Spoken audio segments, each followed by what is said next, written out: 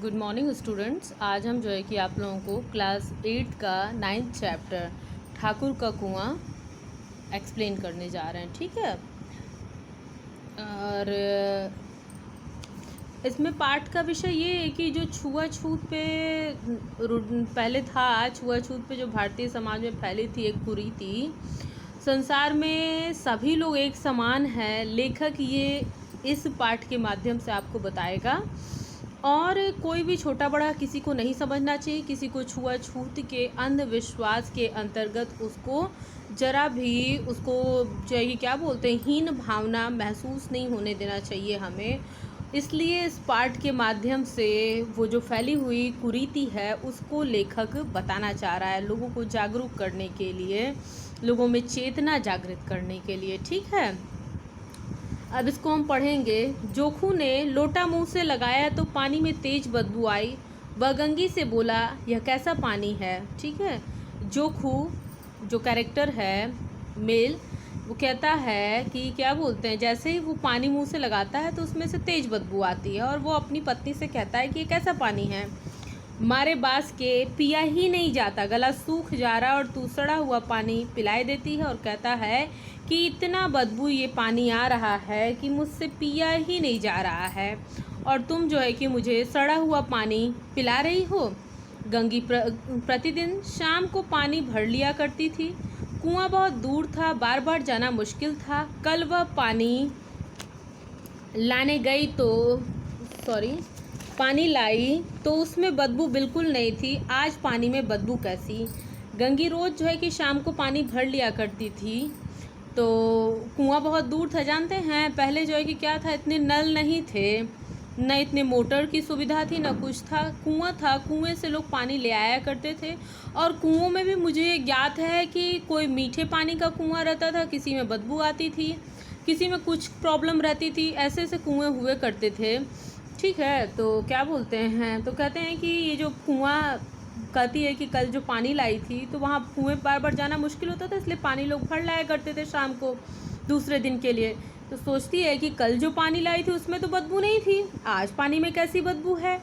ज़रूर कोई जानवर कुएं में गिरकर मर गया होगा, मगर दूसरा पानी आवे कहाँ से। और सोचती है कुएं खुले रहा करते थे तो उसमें कोई भी जानवर जा सकता था, धूल मिट्टी कूड़ा करकट कोई भी कचरा उसमें जा सकता था। तो वही सोचती है कि कोई जानवर जो है कि गिर के मर गया होगा तब बदबू आ रही, और फिर अब दूसरा पानी वो लाए कहाँ से।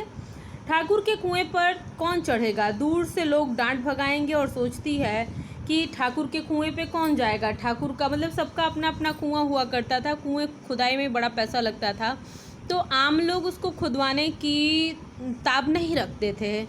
तो ठाकुर लोगों का जो कुआं था उस पे लोग चढ़ने नहीं देंगे, दूर से भगाएंगे। और साहू का कुआं गांव के उस सिरे पर है, पर वहाँ से कौन पानी भरने देगा। और सोचती है साहू का कुआं बहुत दूर है, गांव के दूसरे सिरे पे है, और वहाँ से भी कोई जो है कि पानी भरने नहीं देगा। चौथा कुआं गांव में है नहीं, और सोचती है कि चौथा कुआं तो कोई गांव में है नहीं।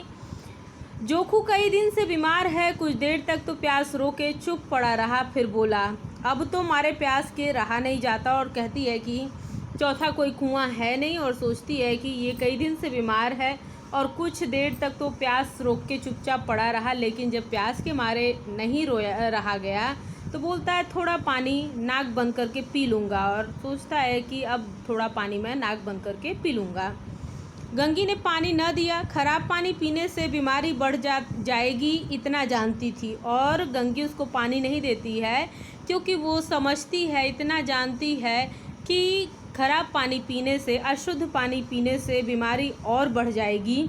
यह पानी कहती है कि कैसे पियोगे, न जाने कौन जानवर मरा है, कुएं से मैं दूसरा पानी लाए देती हूँ। और वो कहती है कि पता नहीं कौन सा जानवर मरा है, मैं कुएं से भी पानी ला देती हूँ और तुम पी लेना। जोखू ने आश्चर्य से उसकी ओर देखा, दूसरा पानी कहाँ से लाएगी। कहती है ठाकुर और साहू के दो कुएं तो हैं, क्या एक लोटा पानी न भरने देंगे। और कहती है ठाकुर और साहू के दो कुएं हैं, क्या एक लोटा पानी नहीं भरने देंगे। कहते हैं कि हाथ पैर तुड़वा आएगी, कुछ न होगा, बैठ चुपके से, ब्राह्मण देवता श्राप देंगे, ठाकुर लाठी मारेंगे, साहू जी एक के 5 लेंगे और कहती हैं कि ब्राह्मण देवता तुमको श्राप देंगे, चुपचाप बैठो। ठाकुर भी तुमको लाठी से मारेंगे और साहू जी एक के 5 लेंगे। साहूकार लोग पैसा लेते थे और जो ठाकुर लोग रहते थे वो अपना बल दिखाते थे, मारते थे और ब्राह्मण लोग श्राप देते थे। तो ये चीज़ गरीबों में जो है कि व्याप्त थी, ये दर्द था उन लोगों का। गरीबों का दर्द कौन समझता है, हम तो मर भी जाते हैं तो कोई द्वार पर झांकने नहीं आता, कंधा देना बड़ी बात है। कहते हैं कि गरीबों का दर्द कोई नहीं समझता है, हम मर भी जाएं तो कोई हमारे घर पे झांकने नहीं आएगा और कंधा देना तो दूर की बात है। ऐसे लोग कुएं से पानी भरने देंगे और कहता है गंगू जोखू कि ऐसे लोग क्या पानी भरने तुमको देंगे। इन शब्दों में कड़वा सत्य था।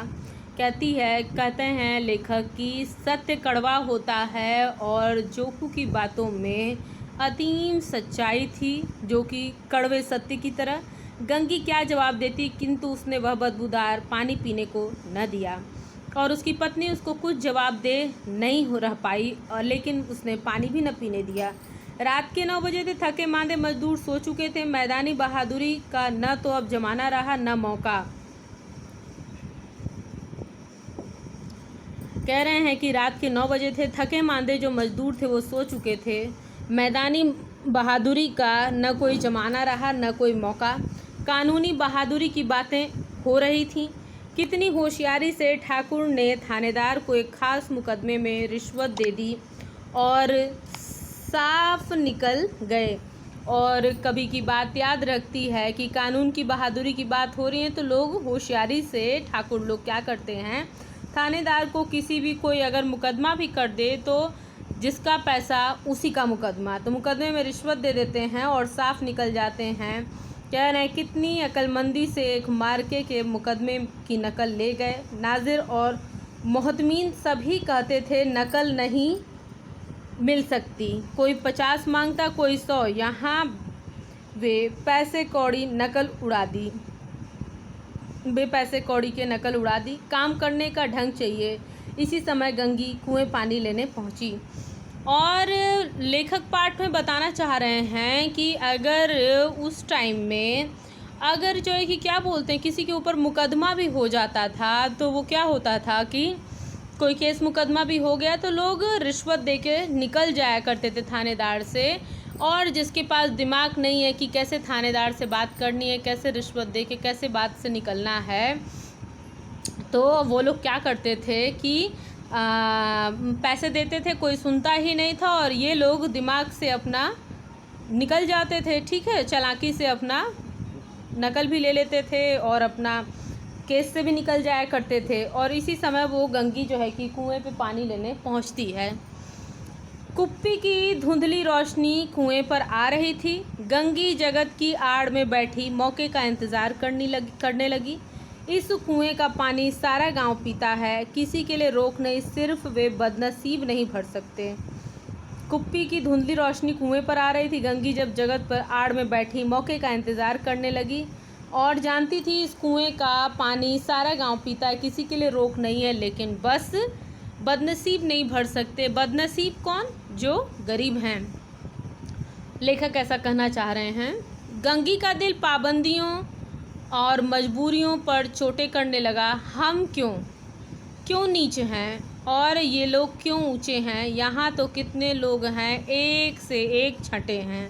सोचती है कि हम ही लोगों के ऊपर क्यों इतनी मजबूरियाँ हैं, क्यों पाबंदियाँ हैं, क्यों हम ही लोग नहीं पानी भर सकते हैं, क्यों हम ही के ऊपर चोट की जाती है, हमारे ऊपर हम ही लोग क्यों नीच हैं, हम लोगों को क्यों नीच कहा जाता है, क्यों वो लोग ऊंचे हैं जो कि पानी जो है कि भरवा सकते हैं। और कहती है कि यहाँ सोचती है कि यहाँ तो एक से एक बुरे लोग हैं। गंगी के दिमाग से कि जो लोग गलत करते हैं, गलत चीज़ों का सहारा लेते हैं, वो लोग नीच होते हैं। जो लोग अपनी ईमानदारी पे रहते हैं, सही से रहते हैं, वो लोग ऊंचे होते हैं। कहती है कि चोरी ये करें, चाल फरेब ये करें, झूठे मुकदमे ये करें। अभी इस ठाकुर ने तो उस दिन बेचारे गडेरिए की एक भेड़ चुरा ली थी और बाद में मार कर खा गया। इन्हीं पंडित जी के घर में तो 12 मास जुआ होता है। यहीं साहू जी तो घी में तेल मिलाकर बेचा करते हैं।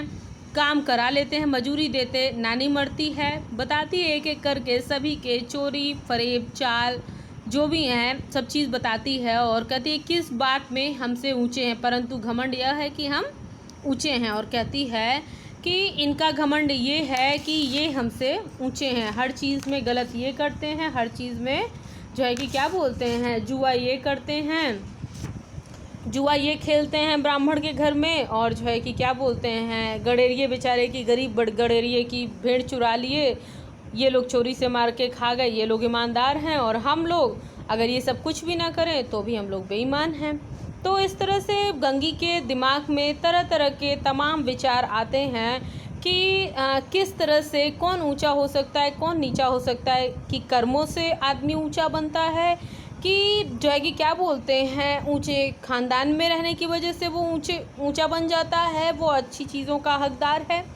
ये चीज़ के कश्मकश में वो पड़ी रहती है और कुएं पर एक तरफ ओट लगाकर बैठी रहती है। ठीक है, आज के लिए इतना ही। Good afternoon.